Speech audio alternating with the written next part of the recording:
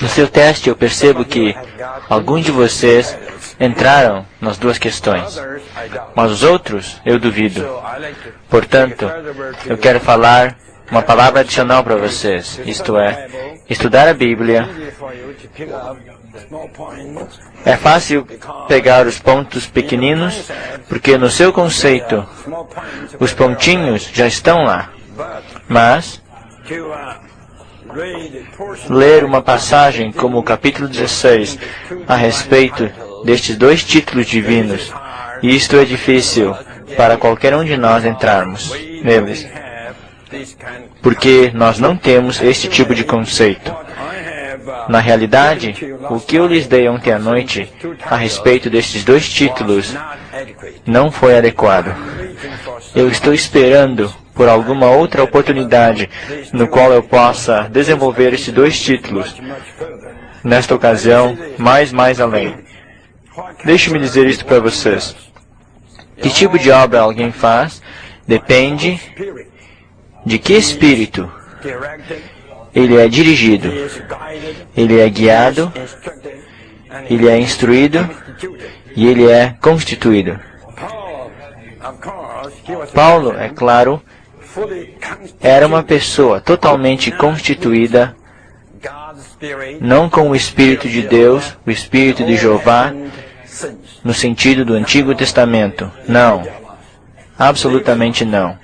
Elias foi, Davi foi, Jeremias foi, mas não Paulo.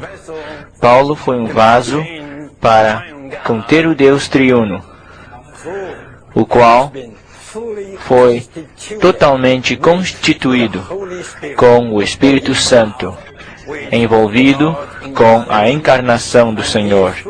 E ele foi totalmente constituído com o Espírito de Jesus, envolvido com a humanidade, o viver humano do Senhor. E a morte toda inclusiva, ressurreição e ascensão do Senhor. Ele foi constituído com este Espírito todo inclusivo. Portanto, quando ele saiu para pregar, ele certamente pregou tal Jesus Cristo. Vocês veem? Eu digo novamente, que tipo de obra você vai fazer? Tudo depende de que espírito, com que espírito você é guiado e com que espírito você é constituído. Na realidade, este espírito deve ter se tornado a sua constituição. Então a sua obra será a expressão deste espírito. Suponhamos que Elias estivesse lá. Você acha que ele pode ser guiado pelo Espírito Santo? Não.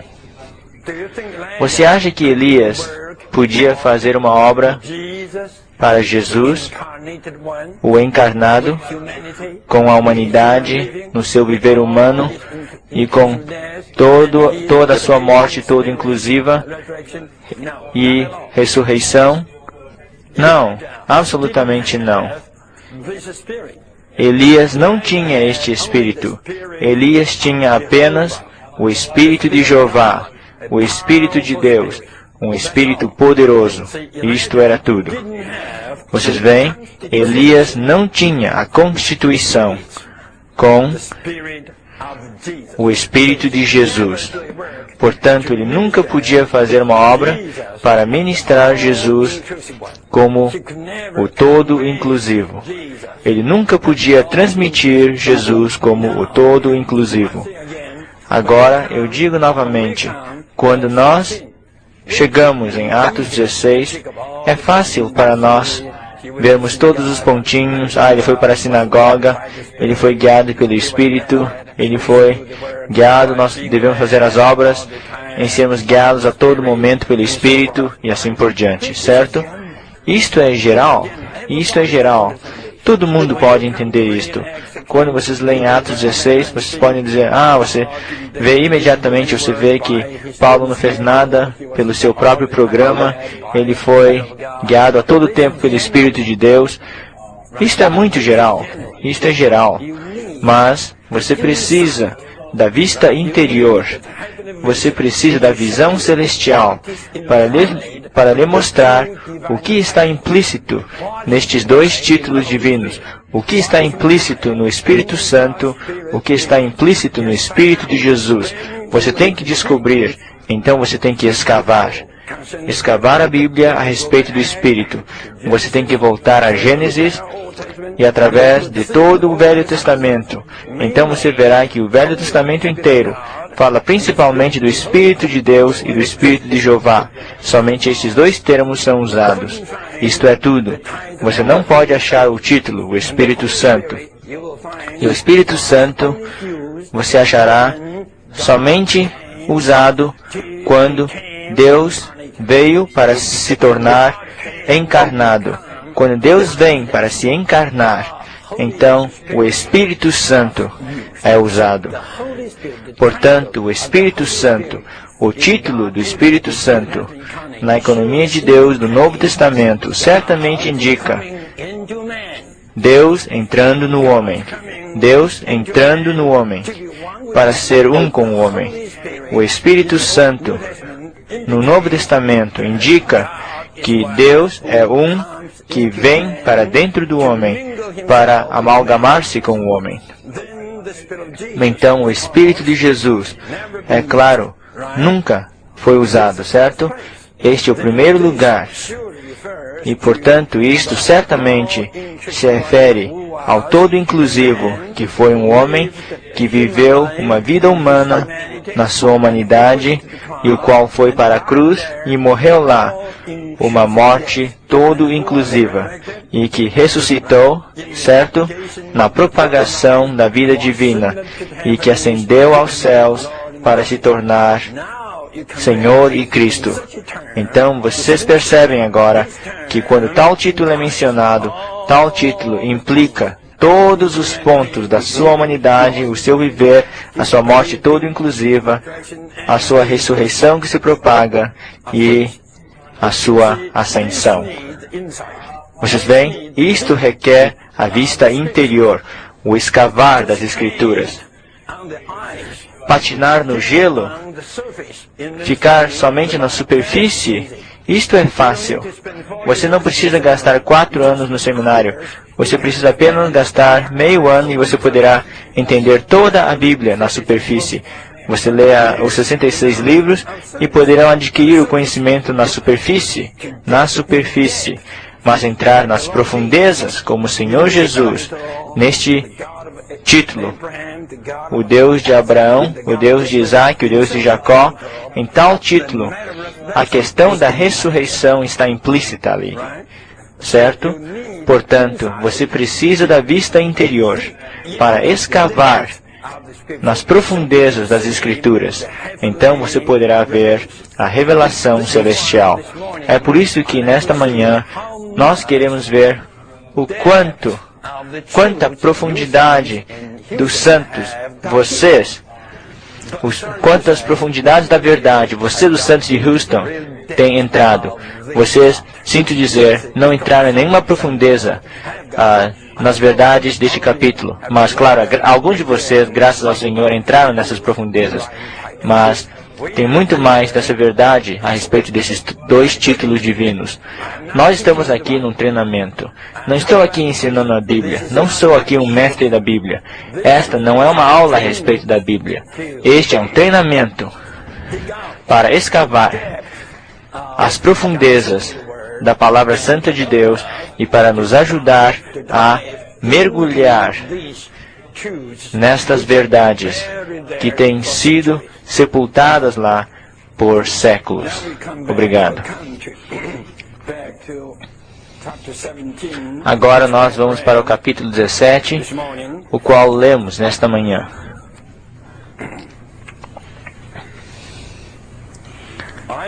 Eu sinto que nesta manhã nós precisamos tomar uma outra maneira para tratarmos desse capítulo. Porque esta é uma apresentação extraordinária. Eu vou versículo por versículo. Eu vou seguir versículo após versículo. Portanto, abram as suas versões da restauração e eu vou ler. Não exatamente, mas nós vamos seguir praticamente que versículo após versículo. No capítulo 16, Paulo foi para a Macedônia. E o lugar principal onde ele chegou era Filipos. E é por esta razão que no Novo Testamento há uma epístola escrita por Paulo para a igreja em Filipos. Portanto, se vocês quiserem saber como a igreja em Filipos foi levantada, você tem que estudar Atos 16. Eu quero lhes mostrar que a igreja em Filipos começou com duas pessoas estratégicas. Uma é uma mulher, uma pessoa que vendia um tecido, e a outra pessoa é um carcereiro. Ambas estas pessoas são um tanto estranhas. E vocês devem perceber que muitas vezes as igrejas são levantadas sempre com pessoas estranhas e peculiares. Eu vi isto no passado. Mas depois da sua estadia em Filipos, eu creio que, principalmente devido à oposição dos judeus, o apóstolo desceu para o sul, aqui para Tessalônica. Aqui, em Tessalônica, ele foi para a sinagoga 3 vezes. Em 3 sábados, ele foi para lá. E eu quero ler os versículos 2 e 3 para vocês. E segundo o costume de Paulo, vocês viram, isto se tornou o seu costume. Ele entrou para estar com eles. E nos 3 sábados, ele arrasou com eles a partir das Escrituras. A respeito de quê? A respeito da genealogia, a respeito da história, a respeito da teologia, a respeito da lei de Moisés, a respeito de qualquer tipo, a respeito de profecia. Portanto, vocês têm todos estes tópicos no Velho Testamento.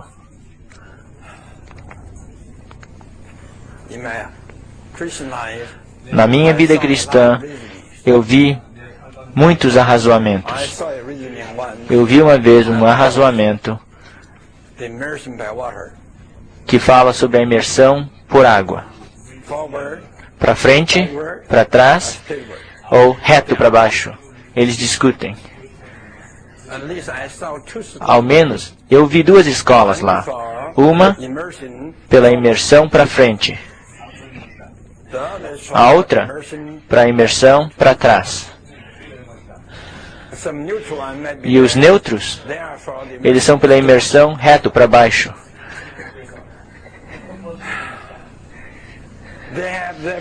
Eles têm as suas bases. A escola, que é para imersão para frente, insiste que quando o Senhor Jesus morreu, a cabeça dele caiu para frente.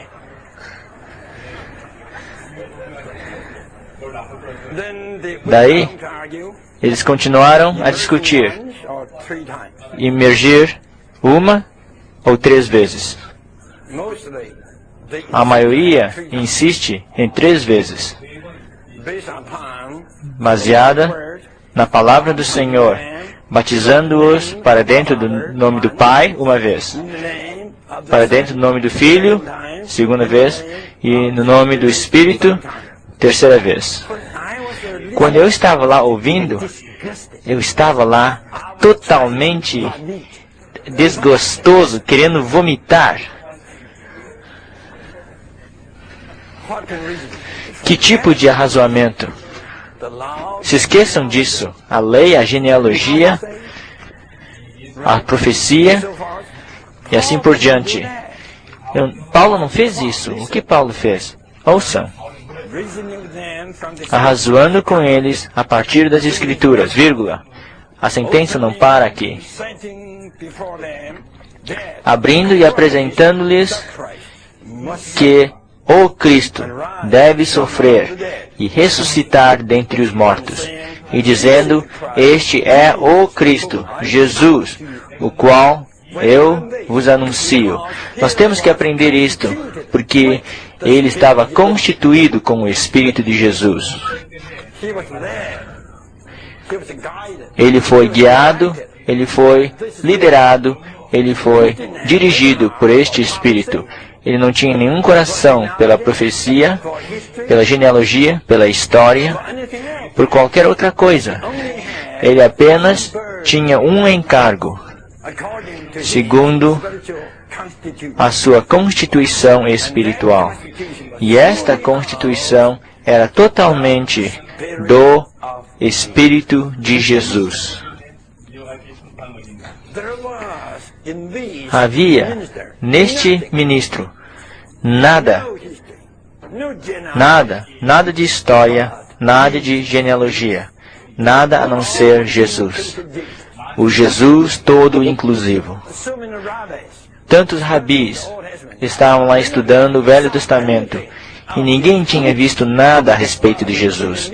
Mas quando o Antigo Testamento caiu nas mãos de Paulo, praticamente todas as páginas, em todas as páginas, Jesus estava lá. Procurem estudar a Bíblia desta maneira, e procurem usar a Bíblia desta maneira, e procurem ministrar algumas coisas divinas desta maneira. Na minha vida cristã, eu vi arrazoamentos demais, debates demais, contendas a respeito da assim chamada verdade bíblica. Mas eu nunca vi alguém arrazoando pelo Cristo todo inclusivo. Nós temos que aprender a arrazoar pelo Espírito, pelo Cristo todo inclusivo, não baseado no Novo Testamento, mas também no Velho Testamento, como Paulo fez. Este é o Cristo, Jesus, o qual eu vos anuncio. Eu não creio que o arrazoamento dele com os judeus era tão breve como o registro de Lucas. Eu estou bastante certo de que ele arrazoou sobre o Cristo sendo Deus. Sem dúvida. Eu estou bastante certo de que ele arrazoou sobre Cristo sendo um homem. Vocês não acham? Mas, de qualquer modo, ele indicou já aqui que o Cristo deve sofrer. Vocês devem perceber que o sofrimento de Cristo implica a sua encarnação, certo? E a encarnação de Cristo implica o seu status duplo. O sofrimento implica a sua encarnação e a sua encarnação implica o quê? A sua divindade e a sua humanidade. Portanto, vocês podem ter algumas indicações aqui para traçar de volta e descobrir quais são as razões principais que ele usou para arrazoar com aqueles judeus, os quais diziam conhecer as Escrituras Sagradas. Na verdade, eles não sabiam nada. Certo? Com isto vocês podem ver que o sofrimento também implica a morte de Cristo, certo? Então também, e ressuscitar dentre os mortos, isto é ressurreição. ele estava arrazoando lá sobre o Jesus encarnado na sua divindade, eu até vou dizer, na sua deidade e na sua humanidade. Ele arrazoou sobre Cristo, no seu viver humano, no seu sofrimento, na sua morte e na sua ressurreição dentre os mortos. Isto é, na sua ressurreição. Nós não podemos dizer o quanto ele tratou aqui. Mas não se esqueçam, 3 sábados, 3 vezes.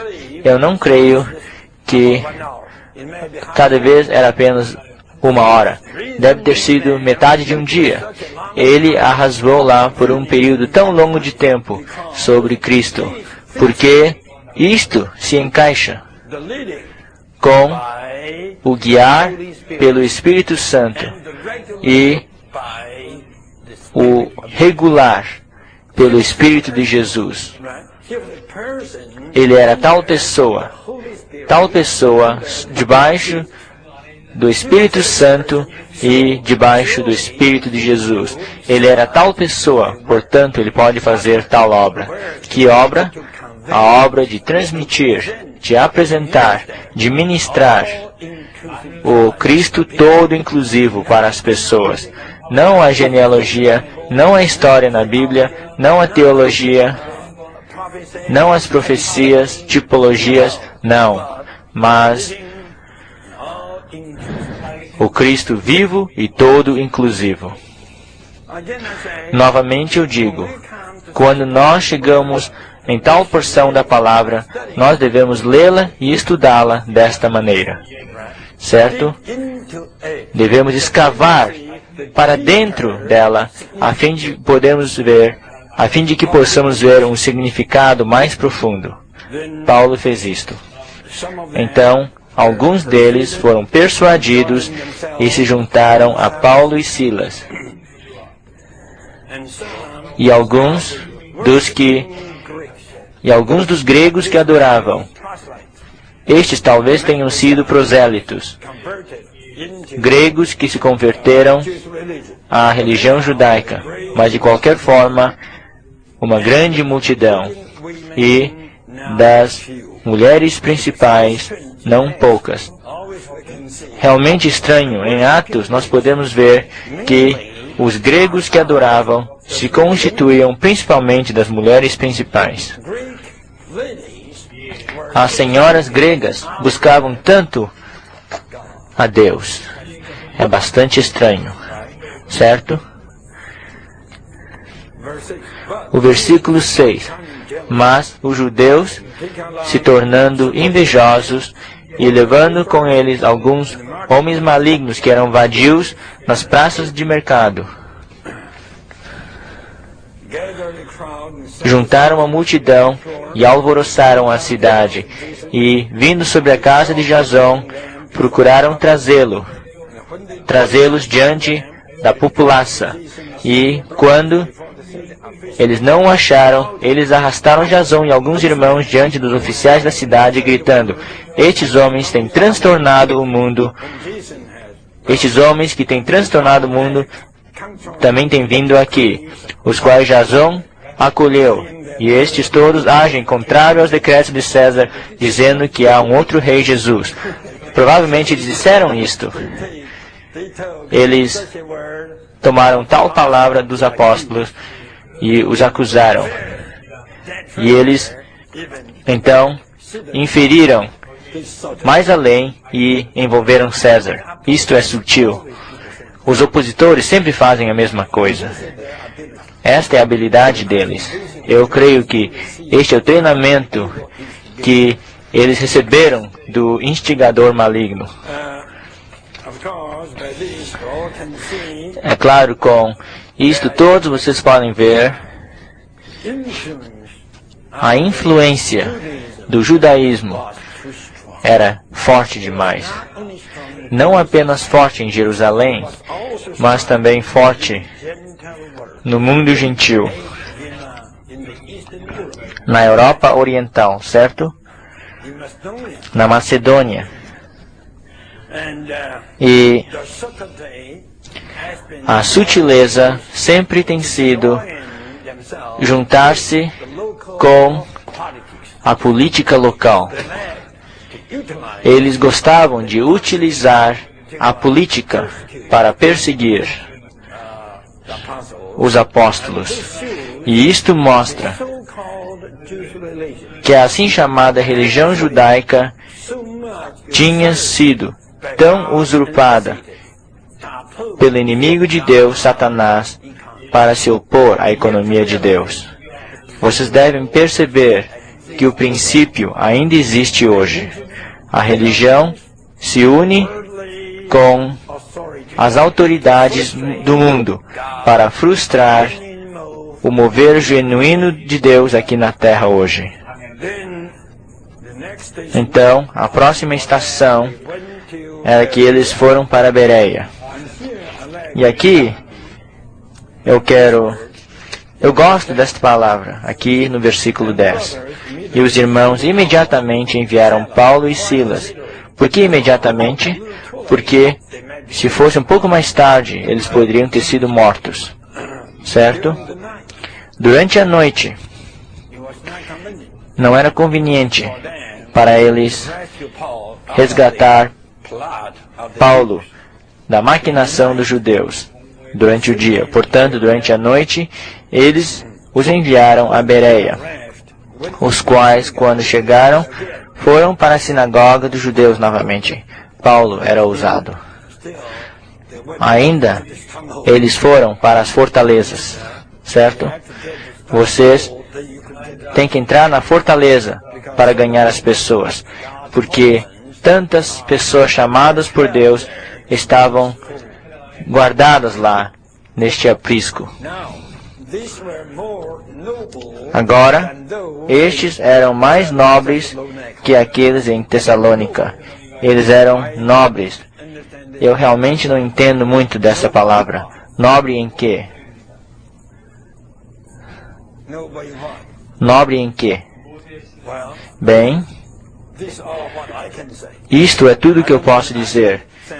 Eu não estou querendo dizer que eu entenda absolutamente esta palavra. Eu espero que alguns de vocês possam gastar algum tempo nesta palavra grega, a qual não tive muito tempo para estudar. Eu creio que as pessoas em Bereia eram sábias. Não eram teimosas, estúpidas. Quando você é teimoso, você nunca pode ser nobre. Uma pessoa nobre sempre é super sábia.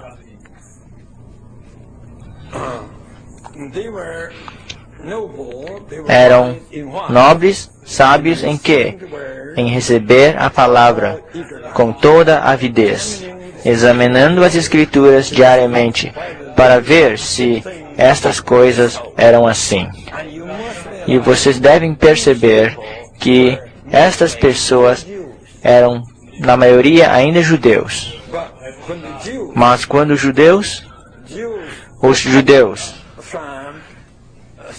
de Tessalônica souberam que a palavra de Deus tinha sido anunciado por Paulo em Bereia também, eles foram para lá também, agitando e perturbando as multidões.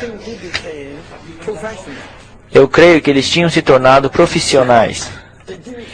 Eles não se importavam com os seus empregos, eles seguiam os apóstolos para se opor à economia de Deus. A oposição à economia de Deus se tornou a profissão deles. Eu não sei quem os contratou. Eu não sei quem os pagava. Pense um pouco, quem os pagava? Vocês creem que havia uma organização pagando-os? Quem os contratou? O diabo. Certo? Virem para a página seguinte. Então, devido a isso, devido a esta oposição, os apóstolos desceram em direção ao sul para Atenas. Agora, Atenas estava numa outra província. a província da Acaia, na Grécia. Isto ficava ao sul da Macedônia. Então, imediatamente, aqui a palavra imediatamente é usada novamente. Imediatamente os irmãos despediram Paulo para ir até o mar, mas Silas e Timóteo permaneceram lá. E aqueles que conduziram Paulo levaram-no até Atenas, e recebendo ordem para Silas e Timóteo irem a ele o mais depressa possível, eles partiram. Então, em Atenas, Paulo, quando estava esperando por Silas e Timóteo, o espírito dele foi provocado nele, quando observava que a cidade estava cheia de ídolos.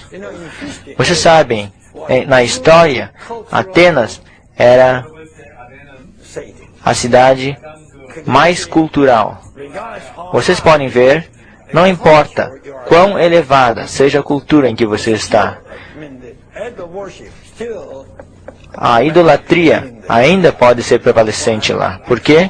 Porque em cada ser humano há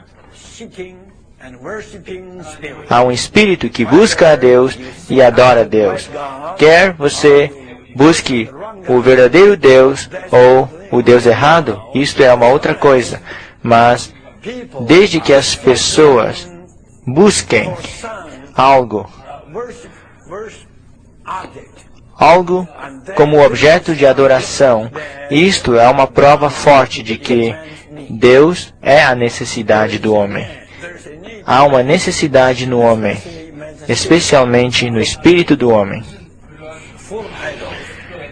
Cidade cheia de ídolos. Então, ele estava razoando lá, na sinagoga com os judeus. E aqueles que adoravam, eu creio que estes eram os gregos que adoravam. E nas praças do mercado, todos os dias, com aqueles que aconteciam estar lá. Na praça do mercado, 2 lugares. A sinagoga para os judeus e a praça do mercado para os gregos. E alguns entre os gregos eram epicureus e outros estoicos. Há algumas notas muito boas sobre estas escolas. É melhor vocês lerem estas notas. E estas escolas eram escolas filosóficas. E eles confrontavam Paulo. E alguns diziam, o que este tagarela quer dizer? E outros, parece que ele é um anunciador de demônios estranhos. Terrível.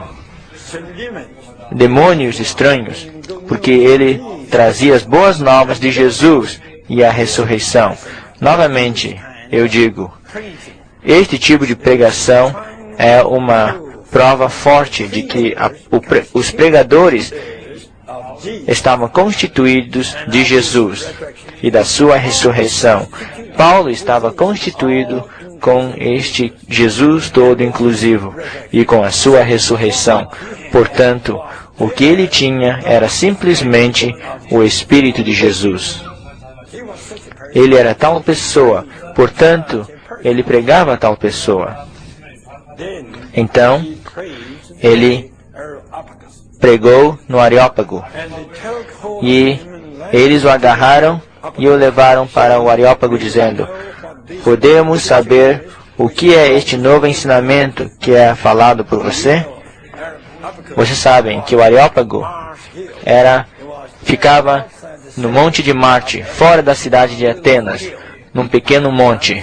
Eu estava lá 2 vezes, eu fui para lá 2 vezes, propositadamente para ver este lugar onde Paulo pregou. Ainda há algumas relíquias lá que permanecem.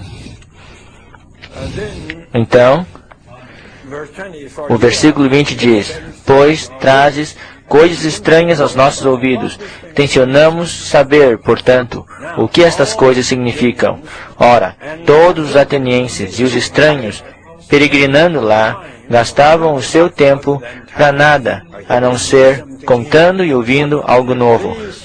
Isto mostra quão prevalecente era a pregação do apóstolo Paulo. A pregação dele praticamente agitou toda a cidade. E aquilo tinha se tornado as notícias mais principais. Claro, naquele tempo não havia jornal.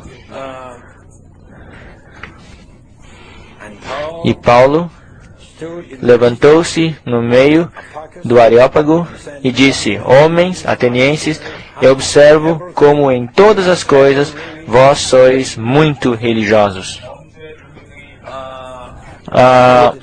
Vocês devem cuidar da nota.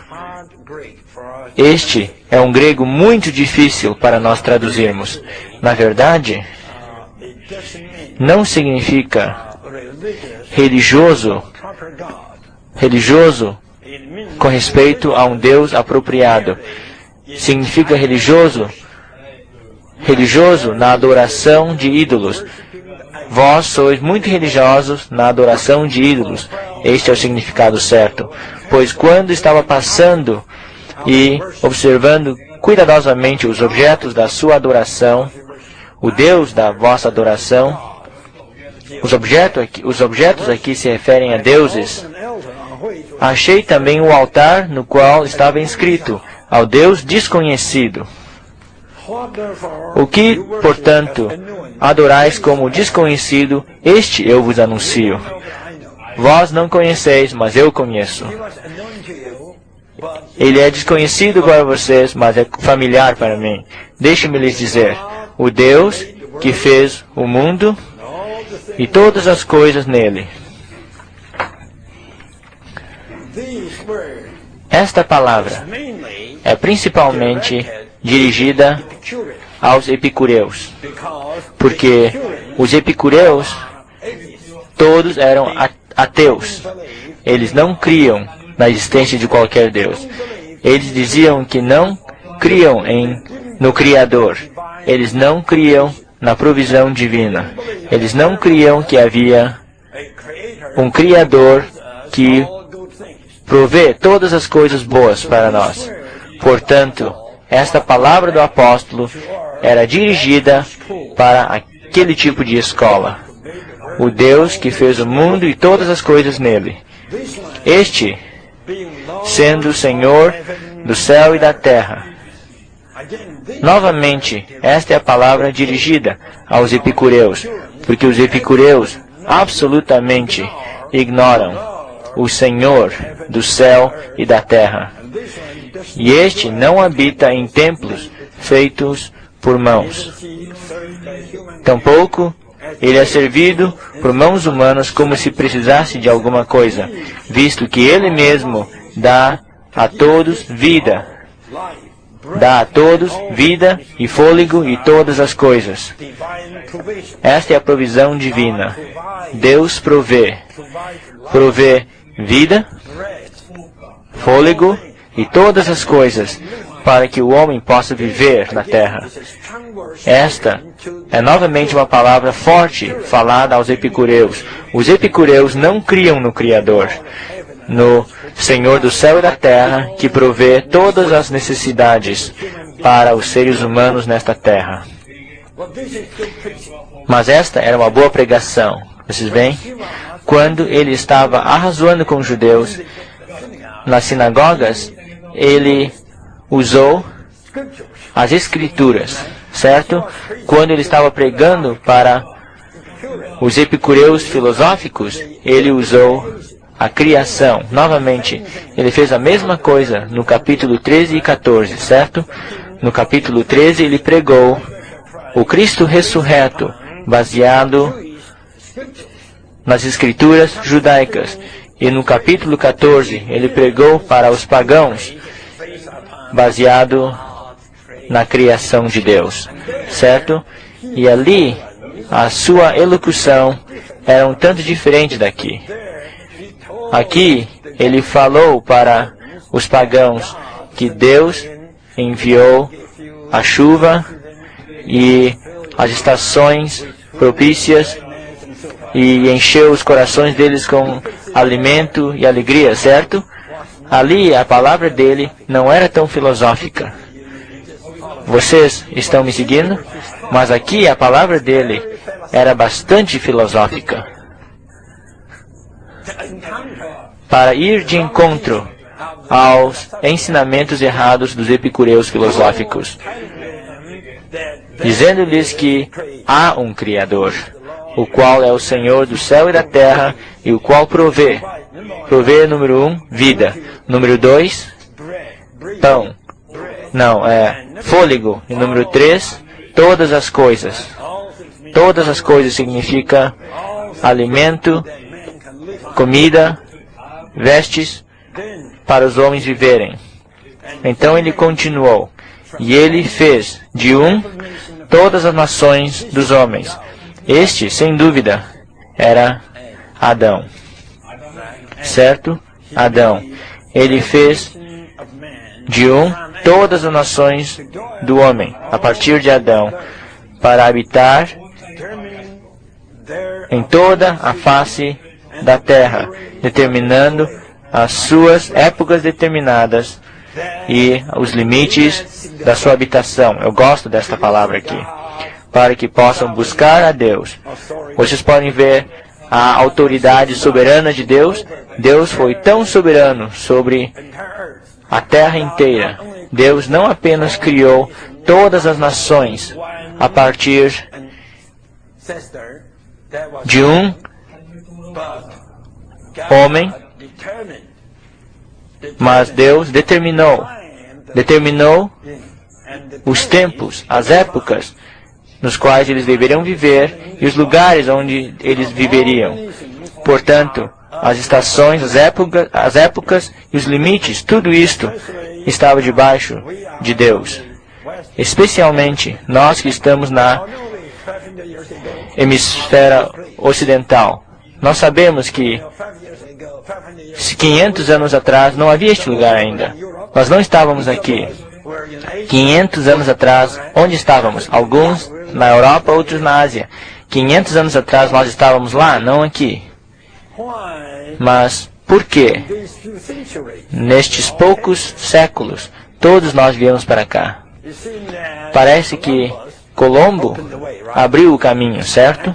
Na verdade, não foi assim. Na verdade, Jesus abriu o caminho. Ele determinou, certo? Ele determinou as épocas para que no século XV, no ano 1500 e pouco, a nova terra pudesse ser descoberta. Agora vou falar algo que vai ofender alguns de vocês do México. Vocês sabem, Texas, Arizona, Novo México, Califórnia, uma grande parte não pertencia aos Estados Unidos. Tudo isto pertencia ao México. Mas, aleluia, hoje, tudo isto pertence aos Estados Unidos.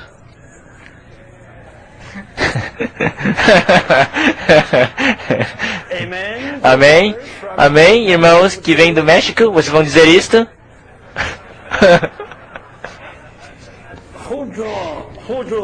Quem determinou os limites?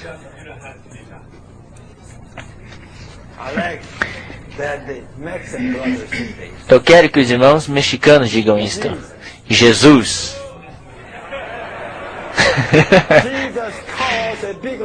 Jesus causou uma grande perda para o México.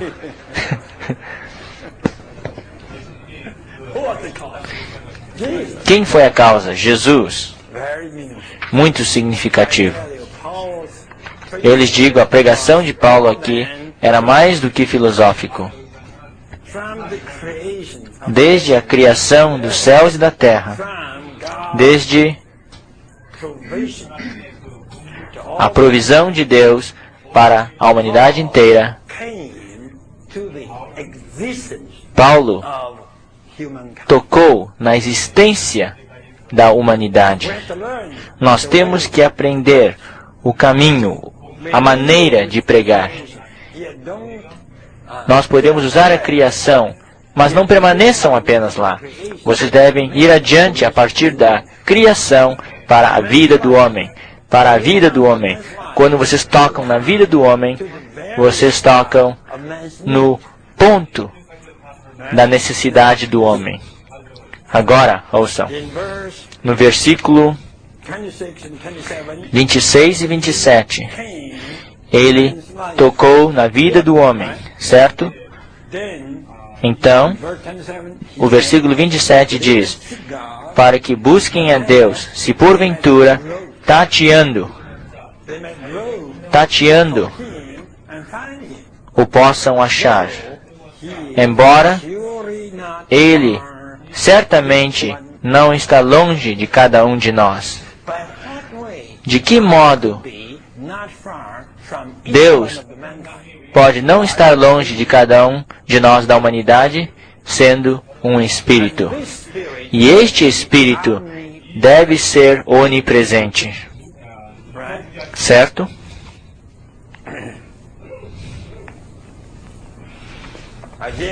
Novamente, eu quero falar sobre a Trindade. Eu nunca posso me esquecer da Trindade.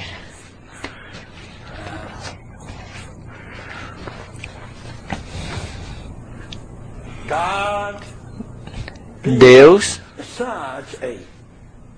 sendo tal Espírito onipresente, pode não estar longe de cada um dos seres humanos. E este, ouçam, Espírito Divino é triuno. Vocês estão me entendendo? Certo?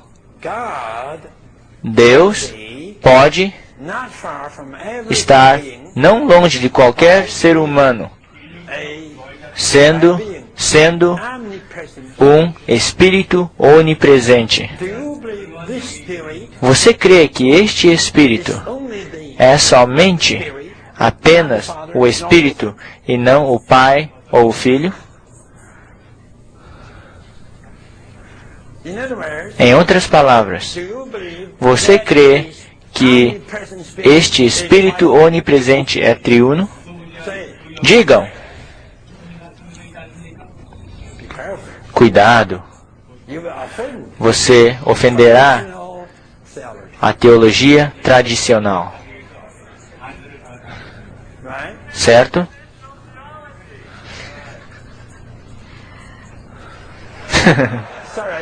Sinto muito, eu não ouvi a sua palavra. O irmão respondeu: nós não nos importamos com a teologia tradicional. Você ofende as pessoas. Você vai criar muitos inimigos. Obtenham mais amigos, certo? Há um provérbio. Você não tem um provérbio? Ter um amigo é melhor do que ter...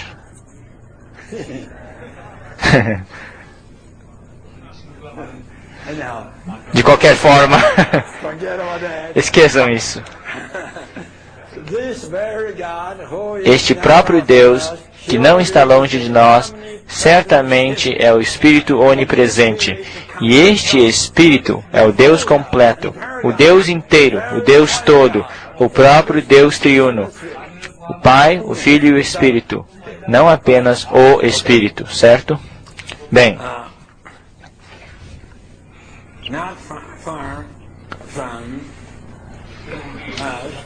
não está longe de cada um de nós, pois nele vivemos. Oh, isto me incomodou por anos. Nele vivemos. Nós, certamente, a intenção de Paulo é que este nós, inclui os epicureus. Nós, todos os seres humanos, certo? Nós, não apenas os cristãos. Vocês não podem interpretar desta maneira, pois nele vivemos e nos movemos e somos. Agora, isto fere a teologia sistemática. Você crê que os epicureus e todos os incrédulos vivem o quê? Se movem e são em Deus?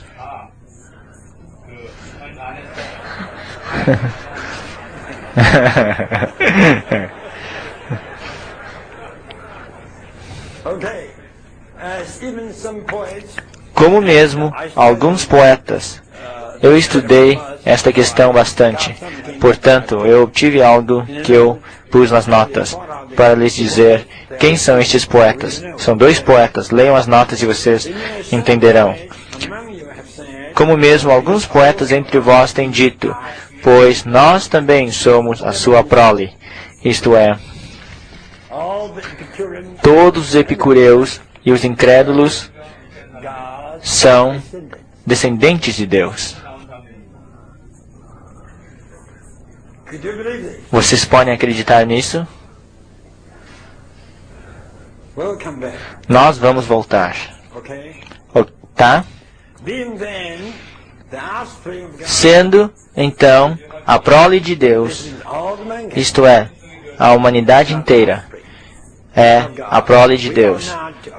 Nós não devemos supor que o ser divino,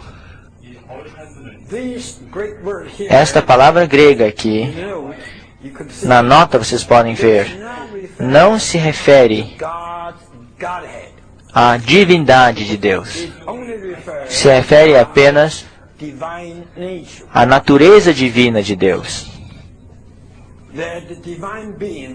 Que o ser divino é como ouro, ou prata, ou pedra, uma obra esculpida da arte e do pensamento do homem. Os ídolos são as obras da arte e algo do pensamento do homem. Portanto, não tendo levado em conta os tempos de ignorância, Deus agora exorta a todos os homens, em todos os lugares, a se arrepender, porque Ele estabeleceu um dia no qual Ele há de julgar a terra habitada em justiça por um homem, o qual Ele designou, tendo fornecido a prova a todos, ressuscitando-o dentre os mortos. Eu lhes digo, Paulo aqui estava totalmente obsesso com esta questão. Ele estava obsesso com a ressurreição deste homem. Sinto usar a palavra obsesso. Na verdade, ele estava totalmente constituído com este homem da ressurreição, porque ele estava sendo guiado, dirigido e liderado absolutamente por e com este Espírito de Jesus. Novamente, eu volto para aquele título. Ele estava constituído com aquele Espírito de Jesus. Não importa o que ele estava tomando o céu, a terra, ou a humanidade, ou a vida humana, tudo que ele falasse. Por fim, a sua meta era alcançar estes homens, certo? Alcançar este homem e alcançar a ressurreição deste homem, certo? Agora, versículo 32. Agora, quando ouviram a respeito da ressurreição dentre os mortos, alguns escarneceram. Outros disseram, nós te ouviremos ainda sobre isso numa outra ocasião.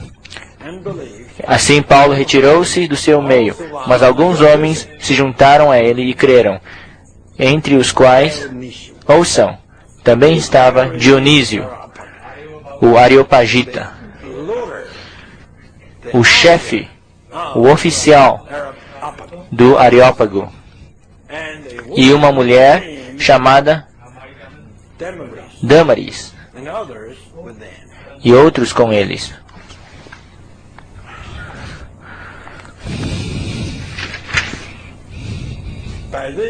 Com isto, todos temos que ver que Paulo não apenas capturou os principais entre os judeus, entre o povo judeu, mas ele também capturou os gregos principais. Mas então eu me pergunto, por que não houve a igreja mencionada em Atenas? Você não pode ver a igreja em Atenas no Novo Testamento, mas de qualquer maneira, Paulo fez uma obra prevalecente. Agora nós temos que voltar a respeito desta questão. A questão de toda a humanidade ser a prole de Deus, vivendo, se movendo e sendo, e existindo em Deus. Novamente, eu digo, estudar a Bíblia não é tão fácil.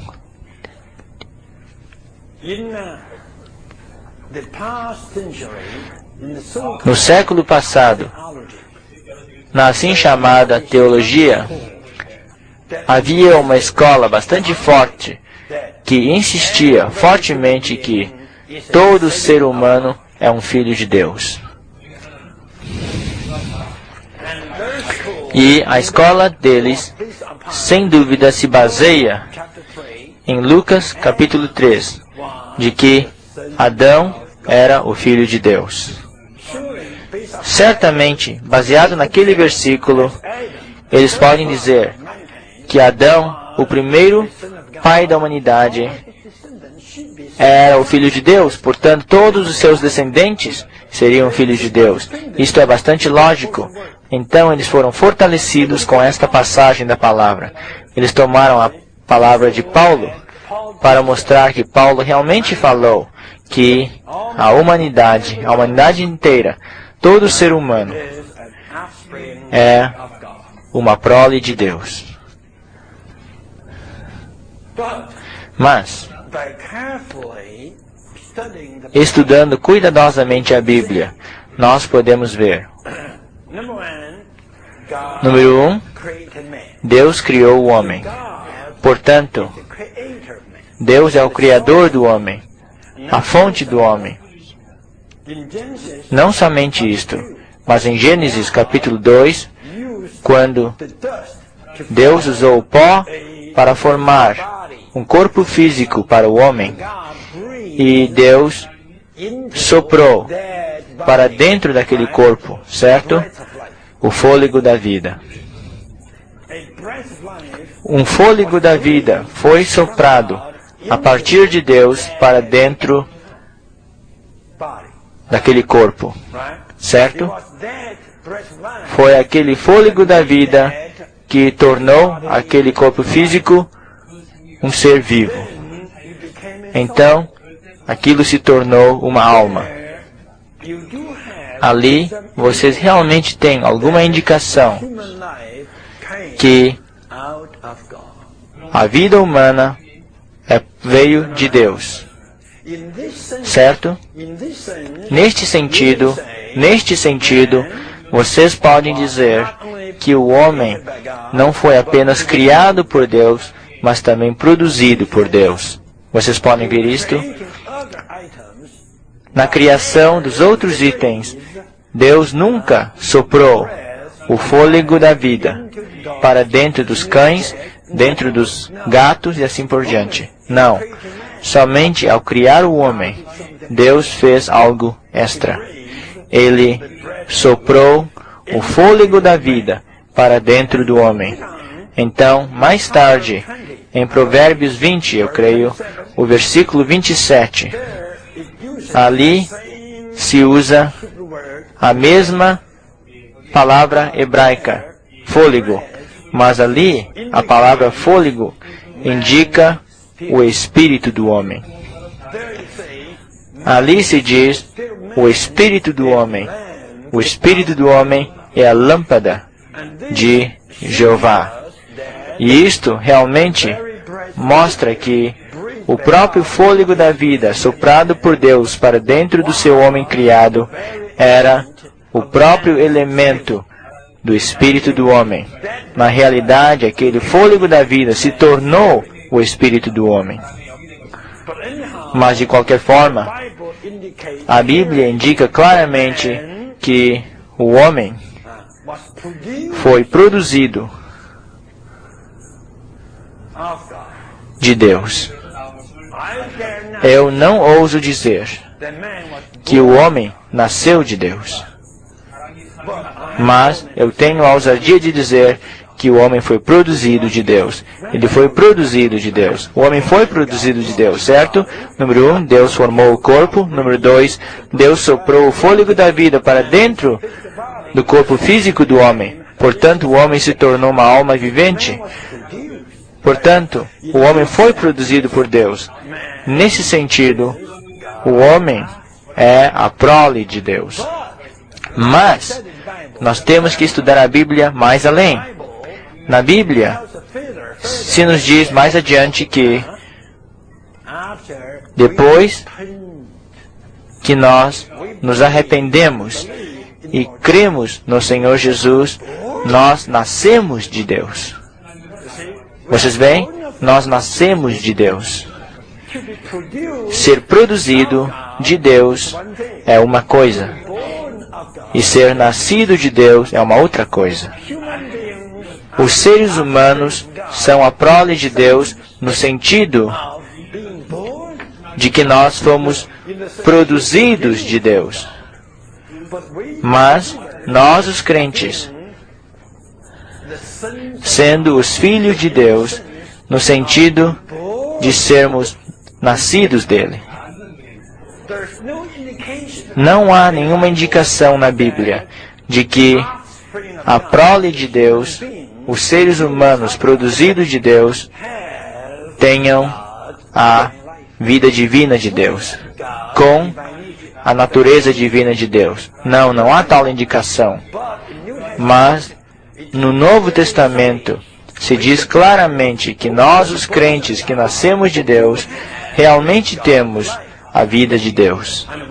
E nós somos os participantes da natureza divina de Deus. Portanto, nós temos que diferenciar os dois: a prole de Deus e os filhos de Deus. Os seres humanos são a prole de Deus, produzidos de Deus. E nós, os crentes que fomos regenerados, nós somos os filhos de Deus, nascidos de Deus. E isto está claramente salientado em João 1, 12 e 13. Todo aquele, certo, que crê no seu nome, nasce de Deus. Esta palavra é fortemente usada. Somos nascidos de Deus. Bem, agora Paulo diz que toda a espécie humana vive, se move e existe em Deus. Em que sentido? No sentido de que a vida humana deles foi produzida de Deus. Proveio do fôlego que Deus soprou para dentro do seu primeiro pai. Neste sentido, desde que nós, os seres humanos, tenhamos a nossa vida humana, certamente neste sentido, vivemos, nos movemos e existimos em Deus. Vocês podem ver isto, mas hoje, nós, os crentes, que nascemos de Deus e que temos a vida de Deus e que temos a natureza divina de Deus, nós vivemos, nos movemos e existimos em Deus, não apenas no sentido do fôlego, mas no sentido da pessoa divina. Eu não sei. Vocês me entendem? Os seres humanos, a humanidade, sendo a prole de Deus, tem apenas o fôlego proveniente de Deus. Portanto, eles vivem, eles se movem e eles existem no sentido do fôlego de Deus. Mas nós hoje, os crentes, os quais nascemos de Deus, temos o próprio Deus em nós, como a nossa vida e como a nossa natureza nós temos a sua vida divina, a sua natureza divina. Então, nós agora vivemos, nos movemos e existimos nele, no sentido de estarmos e de termos a sua pessoa, não somente no sentido do seu fôlego, mas no sentido de uma pessoa. Portanto, nós somos os filhos típicos de Deus. A humanidade, no máximo, é apenas a prole produzida por Deus. Portanto, eles têm a vida em Deus, no sentido daquele fôlego soprado para dentro do homem por Deus. Mas hoje, nós os crentes, nós temos o próprio Deus dentro de nós como a nossa vida. E nós temos a sua natureza divina. E nós agora vivemos, nos movemos e existimos nele no sentido da pessoa divina. Eu creio que isso está claro. 50 anos atrás, eu li aquele artigo a respeito daquela escola, insistindo que cada ser humano é um filho de Deus. Eu fiquei bastante incomodado e eu não entendia adequadamente através dos anos. Então, eu mesmo estudei a Bíblia diretamente com alguns livros de referência. Então, eu creio que o nosso entendimento e interpretação é a correta. Aleluia. Agora, vocês podem ver que a pregação de Paulo está cheia de um conhecimento adequado.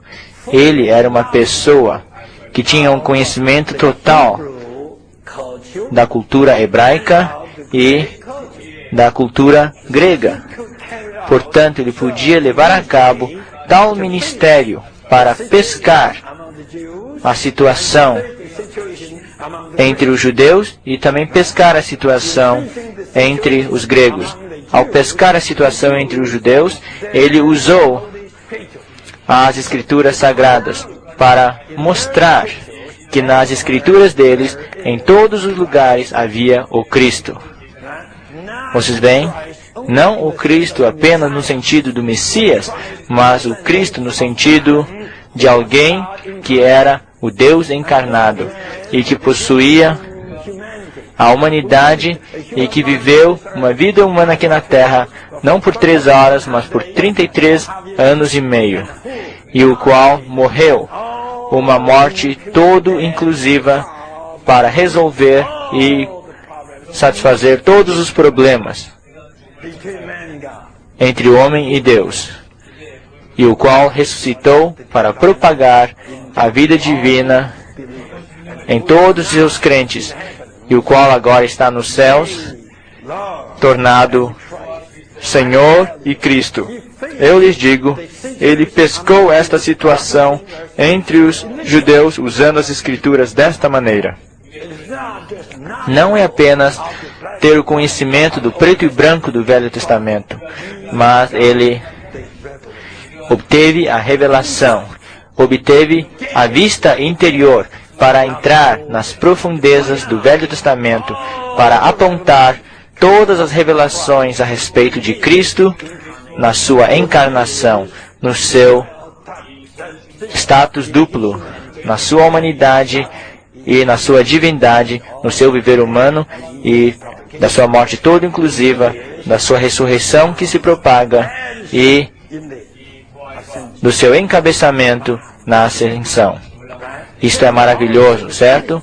Então, ele também pescou a situação entre os gregos, de acordo com a cultura deles, mas baseado na criação de Deus. Como Deus criou o céu e a terra, como Deus provê, certo? A vida, o fôlego e todas as necessidades para a vida humana. E como Deus produz a humanidade, certo? E que a humanidade toda vive e se move e existe em Deus. Então, há uma necessidade típica de Deus. Mas hoje, este Deus é o próprio Jesus Cristo. Maravilhoso, certo? Portanto, vocês podem ver que ele era um vaso com muito conhecimento. Bem, eu ouvi no teste, o irmão jovem disse que Paulo era prático e Pedro e João eram políticos. Por favor, não digam isto. No meu treinamento, eu nunca disse isso. Não digam isto. Depois do treinamento, vocês vão dar para as pessoas uma impressão errada. Mas, eu quero dizer para vocês, o ministério de Paulo, tal ministério que pode enfrentar a situação dos judeus e que pode enfrentar a situação dos gregos de acordo com a situação filosófica deles a respeito de Deus e dos homens. Eu não creio que um pescador galileu podia carregar tal responsabilidade. Um pescador não era qualificado. Não importa quanto crédito a Igreja Católica tenha dado para Pedro, de qualquer modo, Pedro era um pescador da Galileia. Apenas tal homem, como Saulo de Tarso, como nós já abrangemos, ele era educado, tinha bastante educação na cultura grega filosófica e ele aprendeu muito e foi muito treinado na religião judaica e ele nasceu dentro da política romana e ele viveu naquilo. Eu lhes digo, ele era totalmente qualificado para levar a cabo tal ministério. Vocês podem ver isto.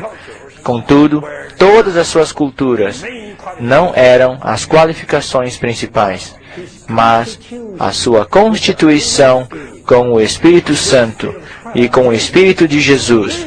E estes eram os constituintes principais da sua constituição espiritual. E no fim, ele não pregou a religião judaica ou a cultura, filosofia grega, mas ele pregou o Cristo encarnado, crucificado, ressurreto e ascenso. Não importa quanta educação ele tenha recebido, ele não pregou educação, ele pregou o Cristo todo inclusivo, percebido no Espírito todo inclusivo. Aleluia. Agora, eu entrego a reunião para esta sessão. Procurem dizer algo.